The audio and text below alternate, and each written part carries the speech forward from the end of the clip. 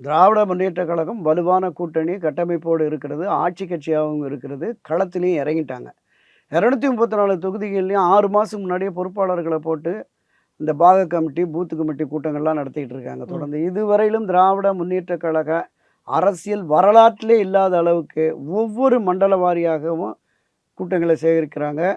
அந்த அவருடைய திமுகவின் பெண் அமைப்புன்னு ஒரு அமைப்பு இருக்குல்ல, ஆமா சார். அது வந்து களத்துல இறங்கி அவரு கோடு போட்டு போனாரு பீகார்காரரு ஓகே. பிரசாந்த் கிஷோர். ஓகே. அந்த அடிப்படையில அதுல பயணித்த சிலரையும் கொண்டு போய் வச்சு, அவங்க தொகுதி வாரியாக கணக்கெடுத்து, எந்தெந்த தொகுதி பலகீனமான தொகுதின்னு அந்த அடையாளப்படுத்தப்பட்ட அந்த தொகுதியில் இருக்க நிர்வாகிகள பூரா திமுக தலைவர் ஸ்டாலின் இங்க உடன்பிறப்பே வான்னு அழைச்சு மீட்டிங் போறாரு. ஓகே. பூத் கமிட்டி ஆலோசனை கூட்டத்துக்கு போறாருங்க திமுக தலைவர், ம், முதலமைச்சர். ம். லோக்கல்ல இந்த மாநில குழு, மண்டல குழு ஒவ்வொரு தொகுதிக்கும் 12 அமைச்சர்கள போட்டிருக்காங்க. 10 தொகுதி, 12 தொகுதிகள். Yes sir. ஒவ்வொரு அமைச்சருக்குமே இன்சார்ஜ். சில ஜூனியர் அமைச்சர்கள கூப்பிட்டு, ஜெயிச்சா சென்னைக்கு வா, இல்லாட்டி ஊர்லயே இருந்துருன்னு சொல்லிட்டாராம்.